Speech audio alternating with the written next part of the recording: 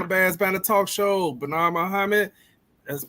Tonight you got Keith Flournoy and you got Guy Moore. Man, I forgot how we was doing our intro, but man, how y'all doing tonight? Welcome to Bears Banter with Bears fans talk Bears football, something like that. It's been a minute, bro. Hey, rusty, y'all. Bear with us.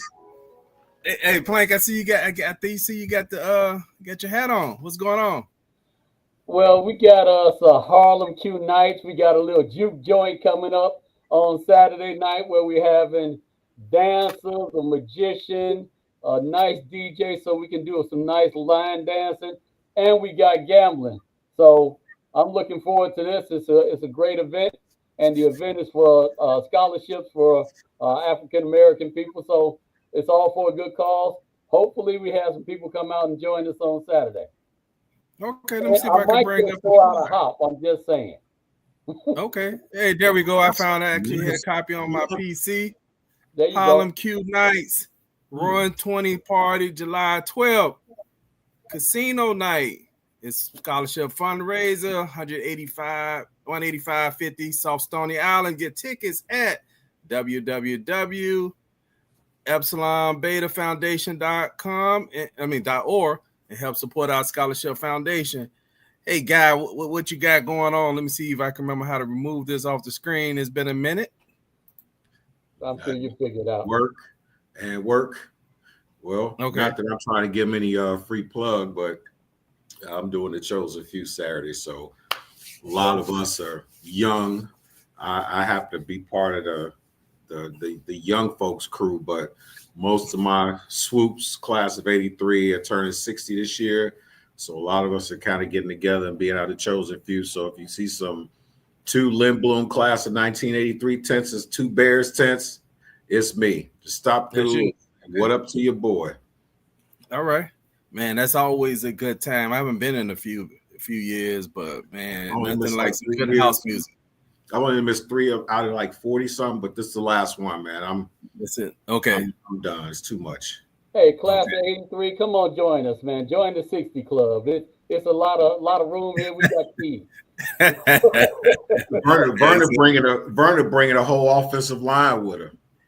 Oh, 11. It's gonna be 11. So it's gonna be lit, man. Like I said, if y'all, I don't care if you went to Lindblom or not, man. You see the tents, just pop in and say what up. We're gonna be out there kicking it, listen to some house music, and not that, like I said, I'm trying to give them a, but it's important for me to say it that it's a place where you're gonna have 30, 40,000 people out there. You're not gonna have any crime. You got some people that act like they got some sense. You can rep your set, Divine 9. You can do the Masonic OES. You can do whatever it is. Just get out there. It ain't none but love and none but house music. So be there or be a square. Okay. Right. I like it. Yeah. Yeah, hey, let's get on to Chicago Bears. I mean, it's so much, the summer is always kind of a different type of thing. You have, you kind of have like the downtime and all that. Then you have, OTAs, and then you have, training camp. I mean, I was just talking to somebody today, and they said they went online, to try to get some tickets for training camp. They like all them tickets was gone. Yeah, they had that Ticketmaster did that same thing, and so it bought up all of the tickets for the Bears audience, and now they're trying to resell them. So I don't like how Ticketmaster does that, but I like how the Bears used to do it back when they were in Bourbonnais. Just come on out, see them, make it a family event. Maybe we'll get back to that at some point. Mm-hmm. Oh, I guess Shelvers must have got the time mixed up, Plank. I'm not surprised. I get it. So that happens. Yeah, I think what's happening also is what you having is, I think a lot of these ticket brokers buying, cleaning out the tickets and reselling them, for a high value and stuff like that. I think you're getting a lot of that too that's going on, where they just kind of this, getting all the tickets, then putting a higher resale price to it. Oh yeah. It's this we have gotten to a world now where, I'm not even trying to get into politics, but with this whole tariff situation, now you have other entities that are trying to make money because, like, going back to the chosen few, we all can remember when it was free. Remember when before it was even that, it was behind a museum. It was free. You come out. Now everybody sees that they can make a profit. And I understand for some ways or means, but with the tickets, you're getting people now, they're going out, buying like a huge amount of tickets, reselling for about another $10. And it's a hot commodity because, we got a new staff, whole coaching staff. We got these nice draft picks coming up. We're going to look like almost in a completely different team. So, I guess people just trying to jump on it, but it is what it is. Okay. I see Stan Q said he was with Egg Benjamin last week. I guess he just realized he was the Bears' new coach. Let's start right there with Egg Benjamin. I'm hoping to stand out. Yeah. I see some clips of him getting on some of the running backs, and I'm hoping he could do some of the stuff with Swift that I would like to see. I still have some issues with what I saw with Swift last year, and I'm hoping Benjamin could fix some of the stuff. I thought it was times where I watched Swift. Of course, he's explosive when he do get in the open field, but it's times where I'm seeing him kind of like stutter stepping. He's, shuffling his foot shuffling his feet in the same spot too often. And then I noticed when he's in the open field on the right side of the field, he has a tendency to cut back to the middle of the field and run into traffic versus taking it out further. But I noticed when he's on the left side of the field running, he breaks it to the outside. So that's kind of weird to me. Like he kind of like have poor vision at times when he's out there playing. Well, but Bernard, it's kind of hard to figure out who exactly was the one making the error from last year's squad, whether that was the running backs or the quarterbacks or the offensive line. It was a hodgepodge. Everybody was out there, and the offensive line was breaking down. Quarterback wasn't doing the right place, so the entire team was in disarray. So it's a little bit hard to determine, from last year's showing at least, if it was the running back that wasn't cutting correctly, if the lineman did the correct blocking scheme, if the offensive coordinator called the right play.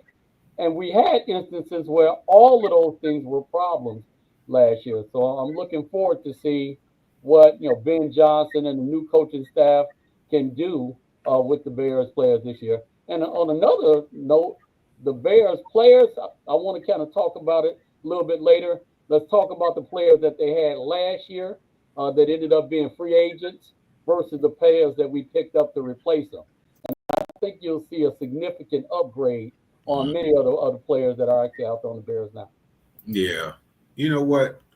Any sport, man, is about inches, man. I'll give you an example. Perfect case in point. You have a guy that's a dog, be it another squad, just blowing up, comes to a bad team. No matter how great he is, sometimes psychologically, when all you have around you is bad, and as much as you try to change, the majority of people kind of end up being just as bad, and it's kind of tripped out because, like, I've been on baseball teams where we look around and guys like didn't even look like they was nobody, and it's just like plenty of stick, and you get the guy that couldn't hit a dark alley with a spotlight going 3 for 4. But then you go around and you get a squad where you look at the guys, we got studs, everybody can hit. Your 2 dogs go in a slump, and next thing you know, it goes down. What I'm saying with Swift, what's interesting is I was looking at some of the stuff that Johnson did with Detroit, just certain things. I'm not necessarily saying gimmicky, but sometimes what happens is if you give the guys something to give them a positive result, it kind of helps. Like they've got that one play where they snap it off. They have the offensive line go left, but they'll let the tackle come through. They'll snap it off to the running back, and this guy think he's going to kill the running back, and he shuttle passes it to a wide receiver coming out. You get 20 yards, now all of a sudden everybody's mind's eye is like, oh, okay, we good. So I'm hoping that we can get some plays in. Hopefully we got some adults in the building now, and maybe we'll see a different Swift, but it remains to be seen. Okay. Let me get out of they made some changes on. I'm trying to get used to some of these changes, guy. They made changes on the platform, so I'm like, okay, what is what? Yeah, Right. I hope so too. And even Roshan Johnson. But you know what? I'm looking at the rookie. What is his name? I don't know why I'm having That's brain. Maganga, is that his name? I gotta try to say his name right because I saw it too. It is Cal. Is it Cal Monangai? Yeah, Cal Monangai or Cal Maganga. Cal Monangai, whatever. I'm liking what I'm seeing from him. I mean, I know he's a small guy, but he's a tough little dude, man. From the old school, he's kind of. I know he's a fullback, but man, he kind of reminds me of Robert Newhouse. Mm-hmm. Kind of does with the Cowboys, right? He also, which is interesting about him, what I see, and I saw him, because he did 5 years at Rutgers. He reminds me of y'all would say, remember, like you would have a guy like, say, if the running backs would fumble, they make them carry a football through class, and then just like out of nowhere, one of the team members would come up and try to knock the ball out his hand. This dude in 5 years had 0 fumbles. And I know people say, "Oh yeah, it was in college," but you tend to have a guy who's really good with the ball, and especially in 5 years, I knock on wood, I don't really see him turn the ball over. And if we could just get backs in there that can hold on to the ball, that's a plus in itself. Yeah, it is. It is. We're still talking about a guy that ran for 1,200 yards. 1,200 yards in the Big Ten. With no blocking. Their quarterback basically sucked, so that he wasn't getting any help. They knew it was going to be a running play every play. So the fact that guy played in the Big Ten, it's not like he came from junior college or the Ivy League or whatever. He played in a competitive league, and he came out there and brought it. All of the things that I'm hearing about him in camp have been positive, but at the end of the day, he's a rookie. It's kind of hard to get a beat on how good or bad players are going to be before you put the pads on. He likes next weekend. That's going to be time to put the pads on. You'll be able to see if the offensive linemen are real players or not. Same with the defensive linemen. The only players that can pretty much put their same showing out there without pads are the DBs and the wide receivers. Everybody else on the team, you don't know what you got until you put those pads on. So I'm looking check this out. To that happen. Okay, with Monangai. Okay, of course, he's in the Big Ten. He had 22,541 rushing yards at 23-24. He's great at pass blocking as well. He had 256 carries in 2024. In his career at Rutgers, 669 rushes since 2021, the most by any FBS player in that span, and he had 0 fumbles. That's something like it's certain things I believe personally. And I know, as I said before, people talk about, college is different from the pros, but it tends, when you get a guy like that that's just really good with a ball, I'm hoping, but it'd probably be hard for me to see him really having a problem with fumbling the ball. And we need that. Yeah, fumbling, other than when you run into people like real good technique, like a Peanut Tillman who are able to jar it loose. Other than that, fumble happens because it's poor protection and poor technique. Right. For me being a running back, I was fortunate that I actually learned how to carry a ball from actually watching somebody who carried it right. It wasn't until years later, when I was coaching, when I actually learned the proper technique of it, right? But I had stumbled upon it just because, sometimes you're just looking at people and you like emulating them, and I didn't know it's supposed to be high and tight. But I kind of carried kind of tight, but it wasn't high, right? So it's kind of fortunate people did not dislodge it. But a lot, I'm thinking about, it was guys that came from college that had fumbling issues. But if I'm looking at the Bears also, when Plank talk about things that you don't know what you have, I'm kind of happy to see. I think Luther Burton has, came back, because I think he missed a lot of the OTAs. He might have missed all OTAs. Well, to Guy's point, in the NFL, you only have 2 players that were signed in the second round that have been signed by their teams. The rest of the NFL, all of these second round players have not been signed for their team because basically it's some language whether or not these guys are fully guaranteed throughout the entire life of the contract. So I would imagine at the next Players Association meeting or whatever, they're going to put some things in place. But the entire NFL has problems signing a second round draft picks. So, Yeah. we're talking about Luther Burden is affected by that. Mm. Ozzie Trapillo is affected by that as well. So I'd like to see it get done so we can get these guys on the field and see if Luther Burden from East St. Louis, you got a lot of dogs that come from East St. Louis. Let's see if he's one of them. Yeah. Look, I think it's the NIL money that's kind of affecting the way players are viewing that.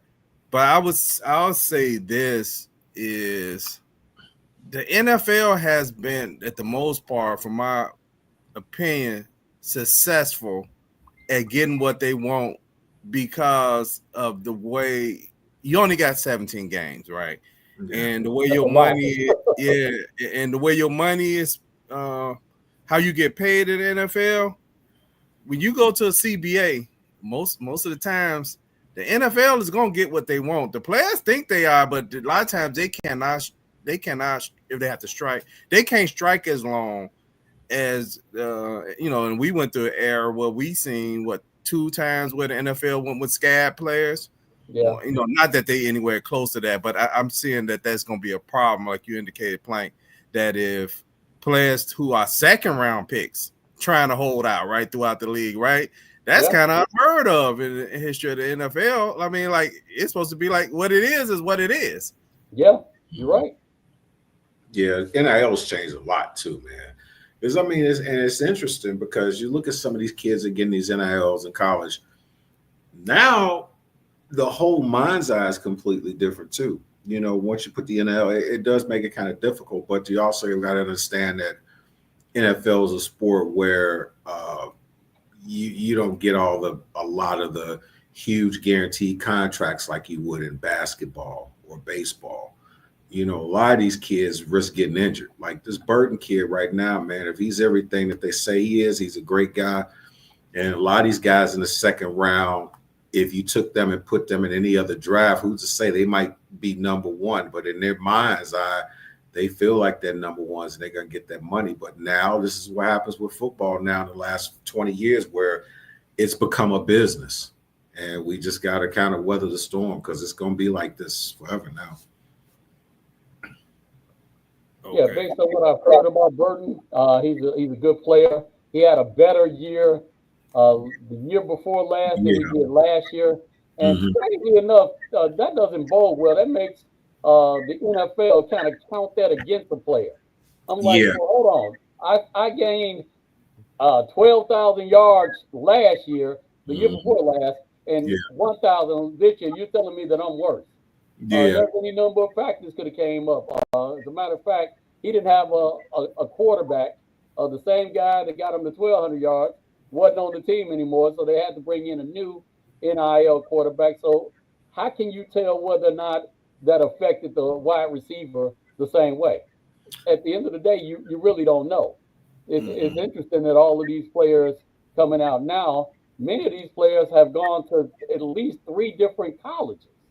So it's kind of hard to gauge whether or not this player has really been good or if it's the system, and all of those things are kind of factors, and we'll end up seeing them as they get out there and get ready to compete. So I'm looking forward to that. So what y'all think is going to happen with Colston Loveland? I mean, with y'all expecting a lot out of him this year? I mean, I know right now, technically, we really don't know how that's going to play out with him and Cole Kmet, how they're going to share time on their field. But are y'all excited about that combination of Colston Loveland and Luther Burden, DJ Moore, and my guy, Rome Odunze? But think about it. If you looked at what Ben Johnson's run, he's run a lot of 12 personnel, so they have 2 tight ends.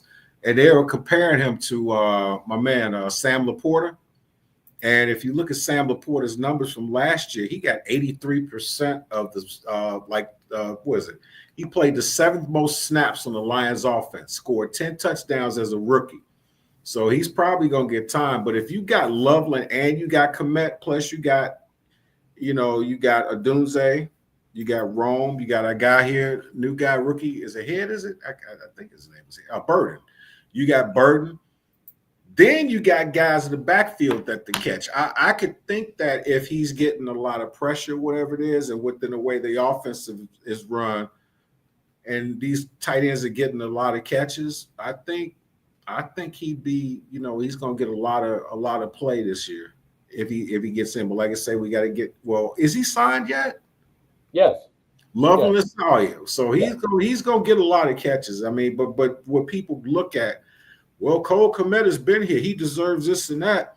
But if you got an offense where you got two tight ends that are dogs that can catch, who's to say that Kmet's numbers may even go up this year? Well, I think the interesting thing about the Kmet versus Loveland debate, they're not the same type of player. Two entirely different guys. A traditional hand in the dirt tight end that can block and can turn that into some brush offs and get yards passing from that. Loveland is more of an actual wide receiver. Yeah. From the way that he runs his routes, he's pretty fluid. And I've looked at a lot of the tape from the University of Michigan. This guy is fluid in his breaks. He looks like a wide receiver. They talk about he's kind of slight, but 6'6", 250. I think 6'6" and 250 is a pretty good size dude. I don't want to meet him in an alley. I'm telling you that. So, you got Ben Johnson that likes to run a lot of 12 personnel. So that means he wants to utilize the best attributes of both of those tight ends. I think I see Kmet having a much better season because if nothing else, he knows what's expected of him. And I think Loveland might surprise us. I don't know that he's going to start off blazing fast because he's coming off an injury. But I think, based on his skill set, when we talk about things like our guy Jay talks about route running. Mm-hmm. That is what is his top attribute, route running. So you don't have that many tight ends in the NFL that are actually route runners. Yeah, so we're talking about Kelsey, maybe Kittle, and that's pretty much it. Yeah, so like great points. If you have better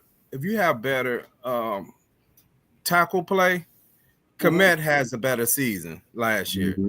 But what you had was too much of him having to help the tackles protect, right? And even if he went out, it was either late or he went out early, but still with the lack of protection, right? And the Bears didn't really have a rhythm passing offense last year as well. But when the tight end has to help in protection, their numbers are gonna go down. So in this case, hopefully we see improved play on the outside by the tackles, and it should open stuff up. But I'm excited about this year. I'm looking forward to it. I'm hoping to see those improvements by Caleb Williams as well. Mm-hmm. Yeah. I think we'll see him. Another thing I want to bring up, Bernard, I was actually looking at some of the podcasts and things like that, and there was a gentleman that I can't even remember his name. He does the Bears Now. Guy has a beard and all of that stuff. Maybe I'll remember his name later. But one of the things that he brought to mind was talking about the difference in the talent of the Bears last year versus the talent that we have this year. And it's an interesting point that he made. The players that we had last year, Tevin Jenkins, Jack Sanborn, Keenan Allen. Keenan Allen still hasn't been signed. He doesn't have a team yet. DeMarcus Walker, nobody's picked him up. Gerald Everett, nobody's picked him up. Tevin Jenkins and Jack Sanborn signed for the league minimum. So from a talent perspective, we're home players and we love the home team and everything, and we're going to root for them.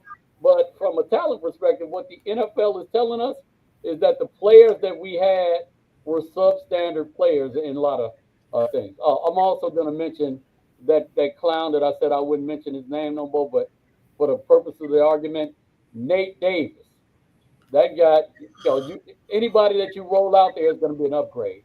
And if you're talking about replacing him with Jonah Jackson, you could be in Detroit. You're replacing uh, Jenkins with Joe Tooney. Yeah. Yeah, that is a life changer right there. So let's keep that in mind and see how we come out. I'm expecting the Bears to come out with an identity and an idea of exactly who we are. That's their the interesting part about it too, you also add in the injuries that we had too. And I think a lot of people like Tevin Jenkins was my guy, man, but the dude couldn't stay healthy. Had he stayed healthy, had he been one of them guys was the Iron Man, he probably would have been with us for about 10, 12 years. But he couldn't stay healthy. And to be quite frank with you, we couldn't take that risk because his contract is up. It's like, okay, we give him money, and out of 17 games, he plays in 10 games.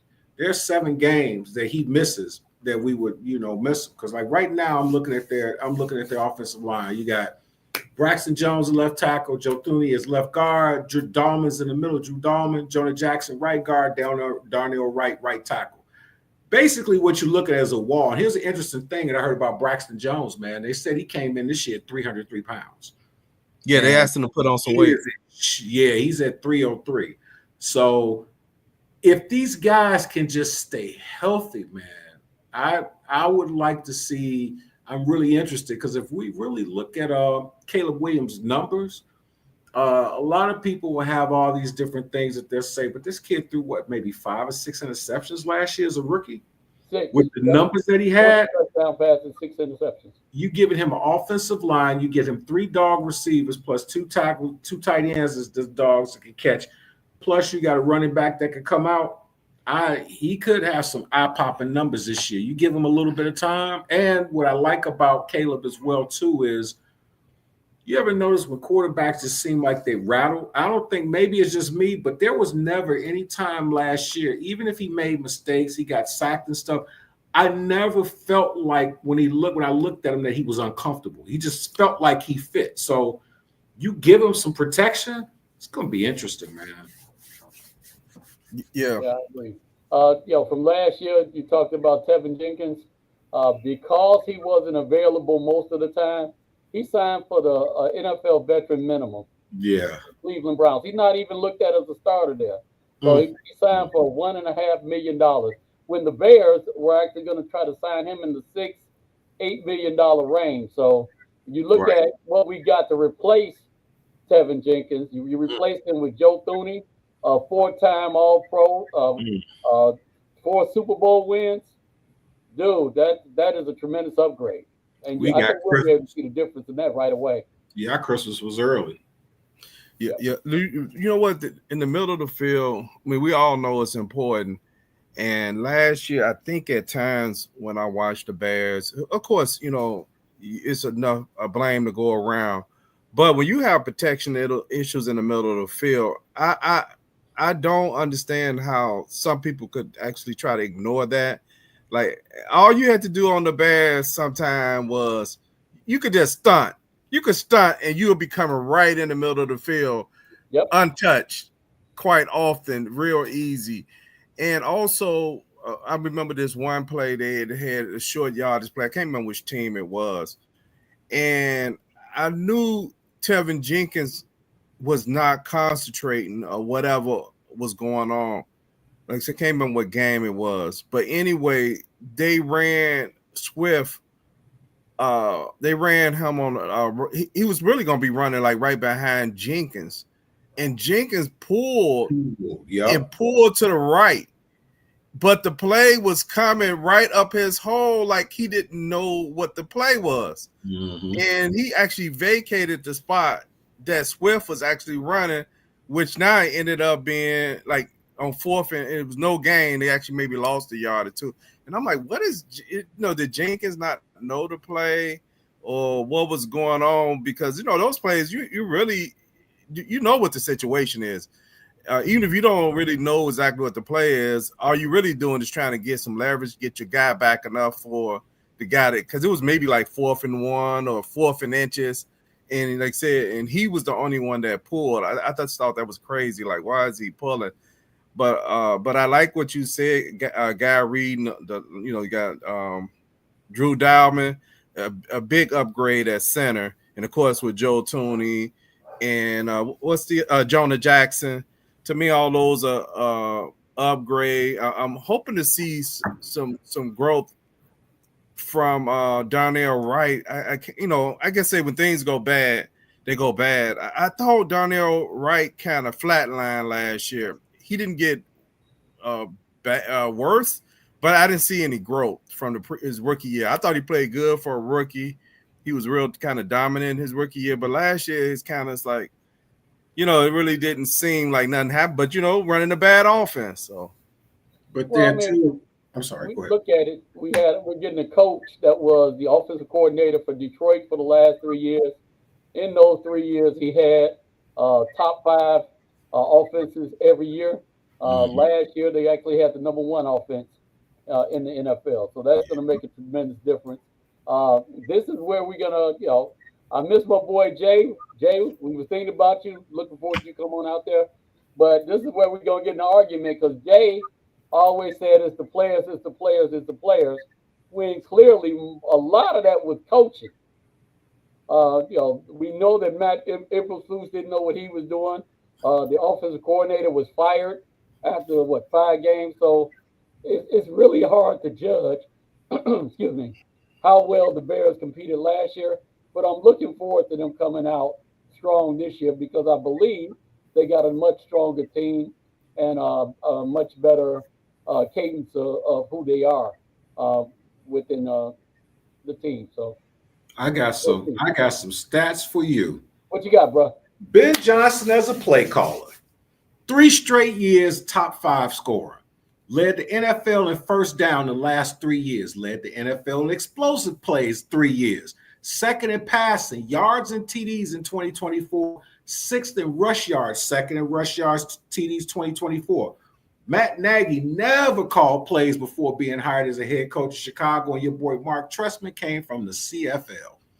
So just that on itself is all and that's why I'm very excited because, and the other thing I'm excited about is, with the upgrade in the offensive line, when you got your boy Tony out there, the interesting part is now you got not just a vet, you got a vet that's a dog that's championship experience. You got a guy that can basically get in people's behinds when they mess up and they can't have no feelings because anybody that wants to get better, if you're doing something wrong and he's in your ear, you're going to be receptive because that dude got some hardware. So I'm very excited on the offensive side, man. I just want to see how far we can go with this, man. I just want to mention real quick that Joe Thuney has blocked for Tom Brady and Patrick Mahomes and won Super Bowl with both those guys. So this guy clearly knows what he's doing. He's a good player. Just having that guy on the team is going to make your team better. He's got good fundamentals. He's a dog, and I'm looking forward to this. He was the number 1 offensive lineman in the free agency this year. I was surprised that he was even available. Right. Yeah, so they was having salary cap issues with and in Kansas. So yeah, they couldn't re-sign him. I think they would have been able to if Kelsey. I think it was rumors initially that Kelsey may retire, but I think once he did not retire, that kind of sealed Joe Tooney. Especially if you look, they start looking at age and that team is still. I mean, think about that team is still in there, man. That team. Well, you know what? I hope the Bears become that team. That team who's always there and winning. I mean, that would be a dream come true for us. But anyway, just going back to the linemen and looking at Caleb Williams' numbers, playing what you say through 6 interceptions. And I know recently I looked at all those interceptions. If you look at the 6th one, that only happened because that was the end of the game, and it was like what it might have been the second to the last game of the season. Just trying to give his guy a chance to make a play. But usually when a quarterback is hit that often, and I agree with Guy that he didn't seem to be rattled. Usually that's when quarterbacks usually start throwing it up for grabs because they're getting hit so much. It's kind of like, man, let me just get it out of my hand. So I thought Caleb did a good job of still staying calm in some of those situations. Some sacks was his fault. Some sacks were poor protections. A little bit mix of those. Some of it was poor play calling. They got off to a real good start last year. The Bears will start out with 4-2, and after that, I mean, I thought we was gonna have a real good season. I know we kind of started out with a light schedule. But it's funny because if you look at stuff that happens, it doesn't matter if it's light or not light. It's how you finish those games, and I think that Colts game was a sign of some stuff that we would start seeing where where you watching and you're like, what are they calling? And like, when they try to run the speed option on the goal line, then I think there's a lot of stuff when we look at it recap that it was like, it didn't make sense when you try to like run, you're on the goal line in the game and you give it to your backup center and he ends up fumbling. Instead of you getting even 3 out of it, you end up getting nothing out of a play because it's a turnover. So you blew games like that where you just go ahead and get the touchdown or put it in the hands. He did it once or twice where he kind of got a yard, but you go into the well too much to a player who really doesn't play much and didn't really show. I guess you're trying to figure out why you got him on the team. I mean, he was a player that was drafted, I think, in the 2021 draft, and he really had never really got on the field much until last year, where they're trying to get him in for some trick plays. Well, you know what I usually do. I'm always coming up with some type of stats. I'm going to read some stats to you. Particular player, 56.7% completions in their rookie year, 3,739 yards, 26 TDs, 28 interceptions, yards, average yards 6.5 in his rookie year.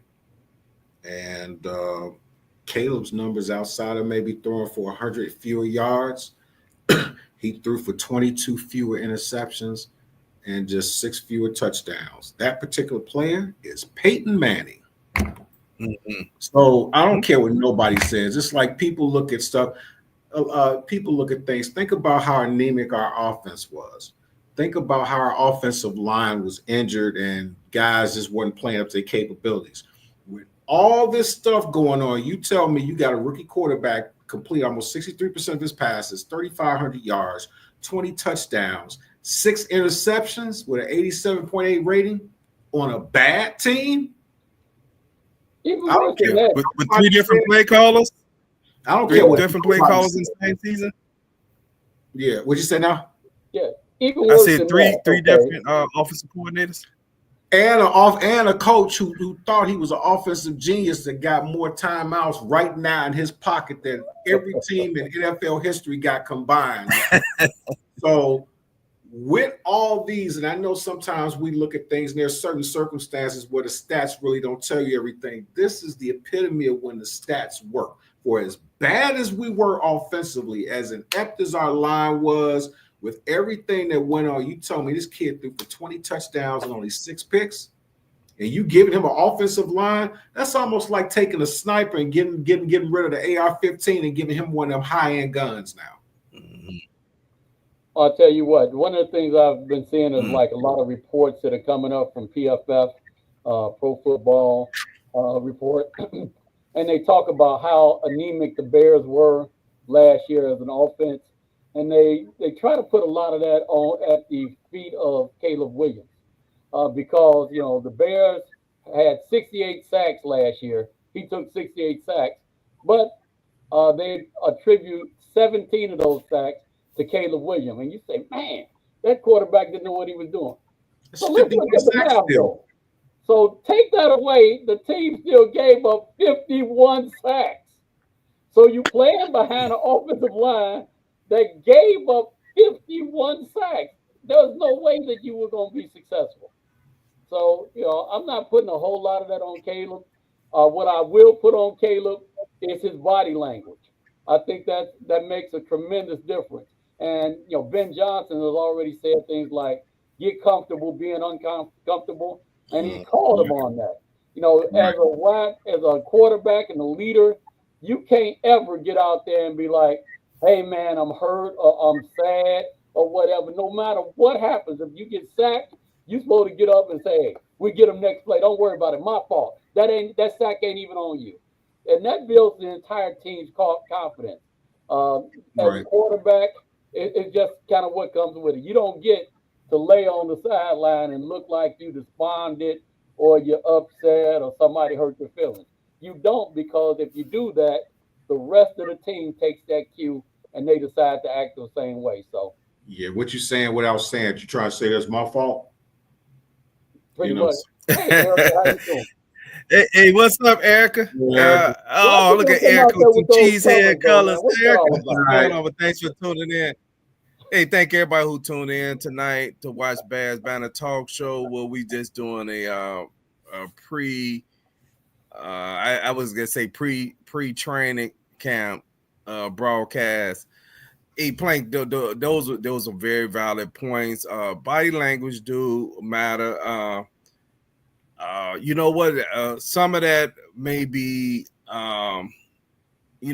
having some maturities here and there, and I would say you have to put some of that on your veterans like DJ Moore, who was actually Absolutely. exemplifying bad body language almost every game. We talked So about that all year too, man. yeah, we talked about it all year, but but that's no excuse. They got new coaches, and it's time for them to move forward. But I thought Caleb, for a rookie, like you said, playing, they put 17 on him. I think too, the Bears put themselves in a lot of predicaments sometimes for undisciplined play, and Yeah. also I don't care sometimes what PFF says sometimes in grades, because sometimes it could be misleading, because sometimes you're in bad situations because you have poor protection. Yeah. Here's an example. Why are your linemen getting false starts? They're getting false starts. Either they lacking discipline or they're concerned about getting beat. So they're jumping right before the count. They know the count. The defense doesn't.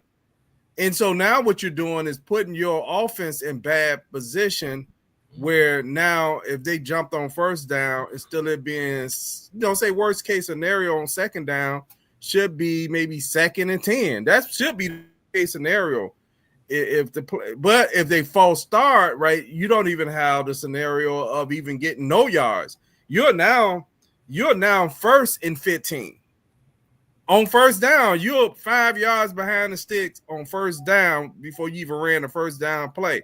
Now, don't let your quarter. Now, you have to have long developing plays, right? This is where play calling comes in at.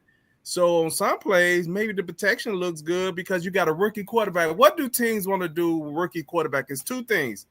They either want to confuse them to turn it over, or they're going to show you blitz packages to get to you.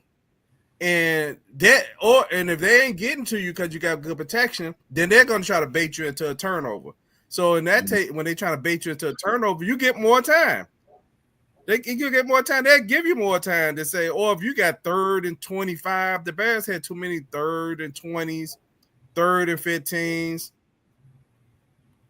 That's not good for any offense, because we all know there's no offense designed to get that. Now you may end up getting it, but that's what an offensive coordinator has to decide. Sometimes with a rookie quarterback, let's just run the ball, get whatever yards we get on this 3rd and 15 and punt it.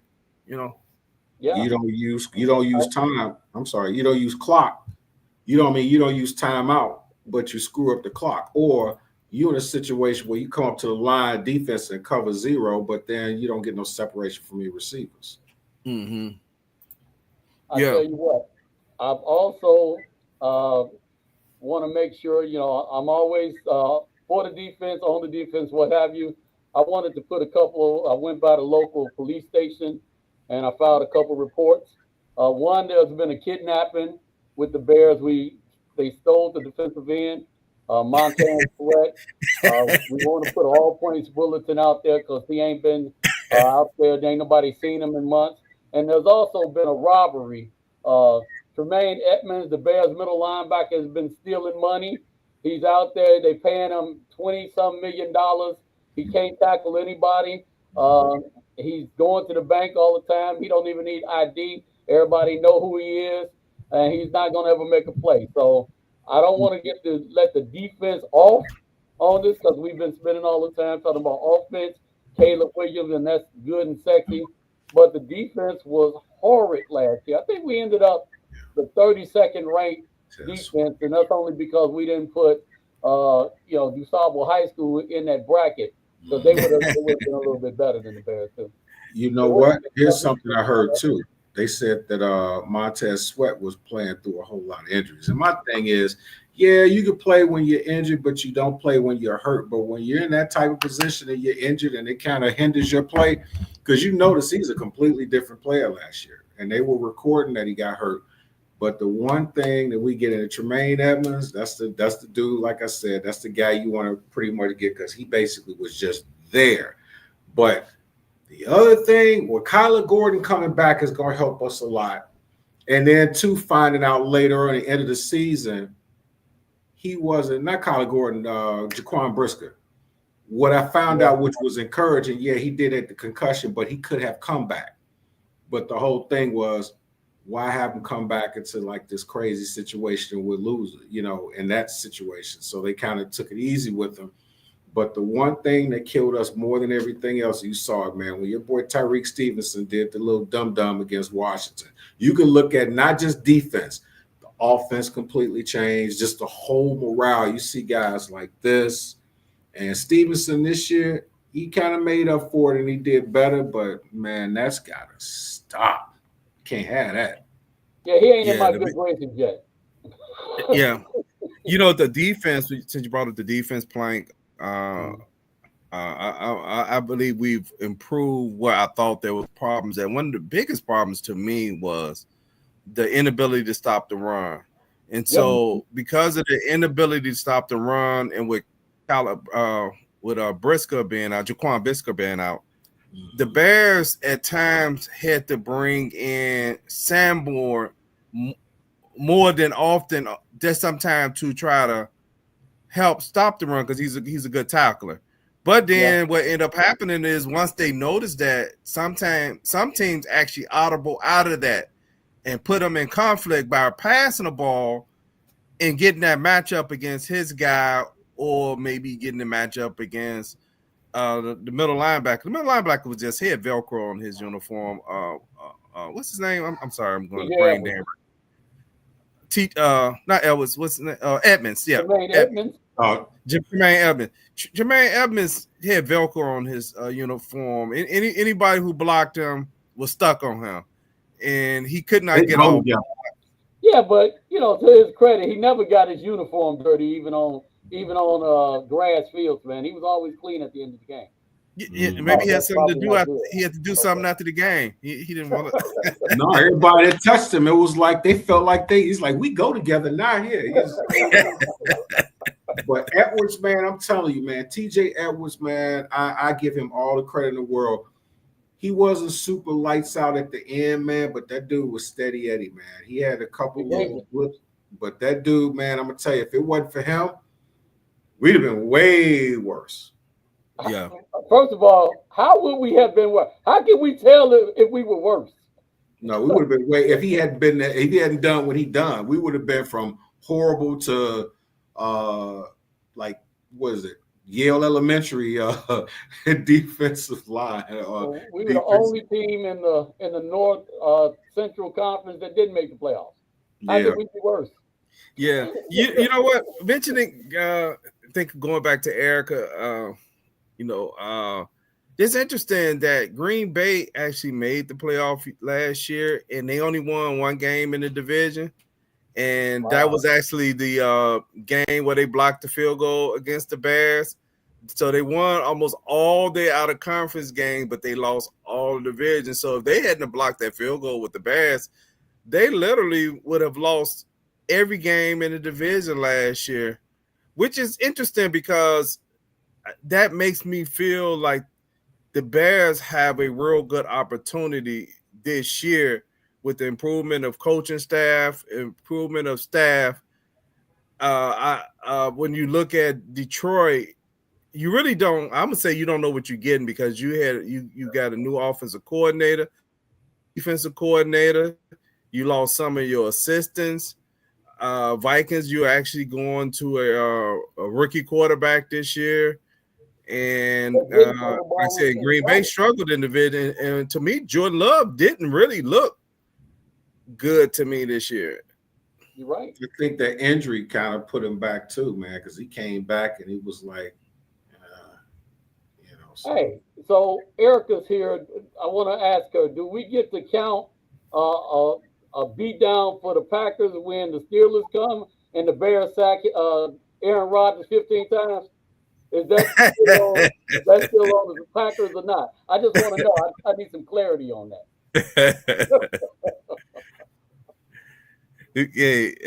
Since he still think he owns us. Let's go. Let's see what we do. Yeah. Hey, so man, it's just a whole lot going on in the off season, a lot of transitions, a lot of unknown. But I would say I feel I know I always kind of got hopped up in the hype last year, but I will say that I feel more confident with Ben Johnson, at least as an offensive coordinator. I know he's a proven offensive coordinator, and I don't know if he's a proven head coach. But when you look at Shane Waldron, I think when you really look back at it, one of the weird things about that hire too was his offense was actually ranked. I'm talking about the previous year. It was ranked lower than Gessie's offense. Gessie offense was ranked 20, and his was ranked 21. So I think we probably lean as fans too much in the improvement of the quarterback there, but we didn't look at the regression that was happening that particular season because him and I'm trying to think of the coach name. What's the coach name? That was in Seattle. They were actually falling out right near the end of the season, and if he had not been forced into like resigning, I don't think he was going to bring Gessie back to Seattle. Yeah. He probably made him catch the bus all the way out there. Yeah, I just remember one of the Seattle reporters when Bears first hired him. He came on the Score radio, and he immediately said that this was a mistake. And he was like, "This guy, he doesn't have the personality," and that was kind of shocking. To hear a local reporter immediately say, "Hey, y'all made a mistake. I mean, y'all really don't know what y'all getting. He just doesn't have the personality. He lacks the leadership stuff." So that's why in the offseason, one of those things I guess people were debating was Caleb Williams watching film maybe by himself. And then I just heard maybe 2 weeks ago where the coach was like, Flus was like, "We watched film together, blah, blah, blah." I mean, I'm sure. Yeah, I'm sure that's not what he's talking about. Because if he's watching film with you, it's probably wrong. Because you can't even use a timeout. Like Guy said, he still got some timeouts and escrow that he gonna try to use this year. It's about 35 of them. That was from Ohio State said the same thing about Shane Waldron. Sure did. Like, this dude ain't really ready. I don't, good luck. And I'm like, the best you can say is good luck. That ain't good. Mm-hmm. Yeah, you get the guy to get like, Shane Waldron went and bought the Cliff Notes to an offensive coordination, and he read the book like 35 times and 40 times. Oh, I know this, but it don't matter. I just think that that was a mistake. But I really do believe that with Johnson being in here, being not only an offensive-minded coach, but an offensive-minded coach that on a succession of years has been the top in some major categories. That's a plus because that guy's not going to get you beat because he's doing something stupid. So I'm looking forward to it, man. Mm-hmm. Pittsburgh, we play Pittsburgh here on the 23rd of November. Man, shoot, the schedule is interesting this year. We're playing at Baltimore on October 26th. We got New Orleans here on the 19th, Washington on October 13th. It's interesting, man. At Vegas. Wait, ain't you quarterbacking for New Orleans this year? I changed my. Well, we had some problems because I wanted some crawfish in there too, and they wouldn't do it, so I turned it down. Now, who is that quarterback? I can't remember because David Carr retired. Carr retired. Their quarterback. It might be him. It might be. It is. I'll tell you in a second. Tyler Show. Oh, the rookie. Yeah. This is your backup.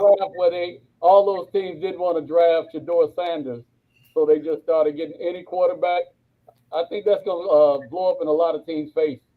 Right. Yeah, I could understand the dilemma New Orleans was in. New Orleans was in a weird situation as far as quarterback, because you got a guy that's under 40, is his first time as head coach, Kellen Moore. And there might have been some, not in reference to the quarterback, Shedeur Sanders himself, but it might have been more intimidation of, would Deion be taking my job if things don't go right? So he might have not wanted that, because one of the things Kellen Moore, I don't know how he is as assistant, as an offensive coordinator, because the responsibilities are different. But he does appear to be a person that he needs to have some strong other coaches around him, because he seems like he's just a geek, right? He kind of almost seemed like not as weird as the guy in the Dolphins, but he kind of seemed like he's kind of a geek like that guy. But that guy in the Dolphins, if you look at the Dolphins, I can't think of the coach. The names start coming back to me as the season comes. The Dolphins, to me, has underachieved. They haven't really been that much. I think they won one game more than one time than before they fired the previous coach. I think all they've done was they've basically kind of floated around 9 victories, 10 victories. Then I think they got 11 one year, back to 9, 10. I mean, just underachieved. And at this point, I know even Tyreek Hill is starting to say he wants out of there, but I don't know. With some of the trouble and as he age, I mean, like, who's going to do that? Not me, I hope. Speaking of Kellen Moore, we getting old, man. When we sit up here and talk about head coaches, and we can sit back and actually remember watching Boise State games and playing and blinking because the doggone field is blue. It's scary, man. You look at these guys like a David Carr, for example. I remember when he got drafted. That's like crazy, man. Right. That is crazy. Or you remember Antoine Randall? Remember he was out here hooping at Thornwood. I remember, and I know all of us saw it too. I'm thinking, man, maybe he's gonna be that guy that's gonna come in and be the quarterback when he got to Indiana, because he broke all the records. Go right to the Steelers, they put him out in wide receiver, and that was like, so that just basically lets you know we were adults.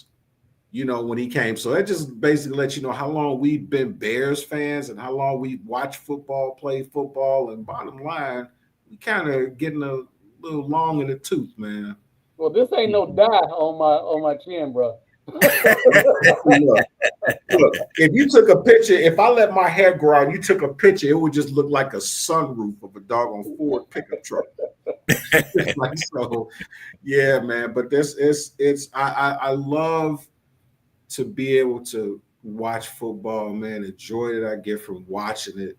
You get and then we are, especially now with YouTube, you start looking at stuff like I was watching the game where who was that was going berserk? Oh, I was looking at Devin Hester's careers and all the games that he played and stuff. And we remember games like with Peanut and them in there.